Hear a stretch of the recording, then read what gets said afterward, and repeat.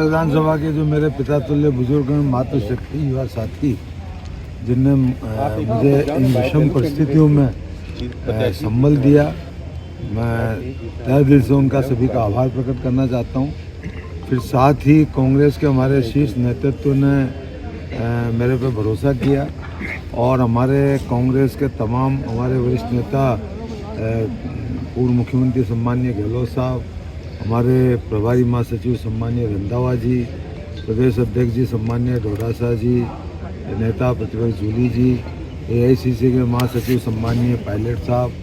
AICC के महासचिव सम्माननीय डॉ जितेंद्र सिंह जी, सभी तमाम कांग्रेस के नेताओं ने जो एकजुट होकर मुझे जो इस चुनाव में मेरे को और हमारे कांग्रेस के तमाम 12 जिले के वरिष्ठ नेताओं को, कार्यकर्ताओं को जो संबल दिया, जनता को जो भरोसा जताया, मैं तहे दिल से उनका भी आभार प्रकट करता हूँ। भूमिका जब भी जनता ने मुझे आशीर्वाद दिया है और एक जनप्रतिनिधि का जो नैतिक दायित्व और नैतिक धर्म होता है, क्षेत्र में विकास के कार्य, क्षेत्र में सामाजिक सेवा के कार्य और क्षेत्र में धार्मिक सेवा के कार्य, इन तीनों दायित्वों को मैंने जब जनता ने मुझे आशीर्वाद दिया है, पूरी ईमानदारी से करने का पूरा प्रयास किया है और इस कार्यकाल में भी मैं पूरी ईमानदारी से पूरा करने का प्रयास करूँगा। ये राजनीति में ऐसे परंपरा किसी भी व्यक्ति के लिए, किसी भी दल के लिए और किसी भी समाज के लिए ये अच्छी परंपरा नहीं है। ये जनता का आदेश है। मैं भी मेरे जीवन में 84 से मैं राजनीति कर रहा हूँ और कई बार मैं चुनाव जीता और कई बार चुनाव हारा, लेकिन हमने कभी ऐसा, क्योंकि जनता का जो जनादेश होता है वो सरमाते होता है,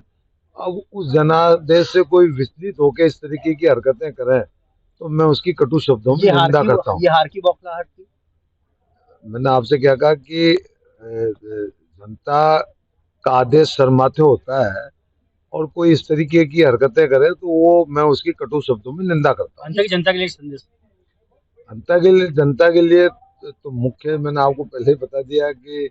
जनप्रतिनिधि का जो एक नैतिक दायित्व और धर्म होता है, क्षेत्र में विकास, क्षेत्र में सामाजिक सेवा के कार्य, क्षेत्र में धार्मिक सेवा के कार्य,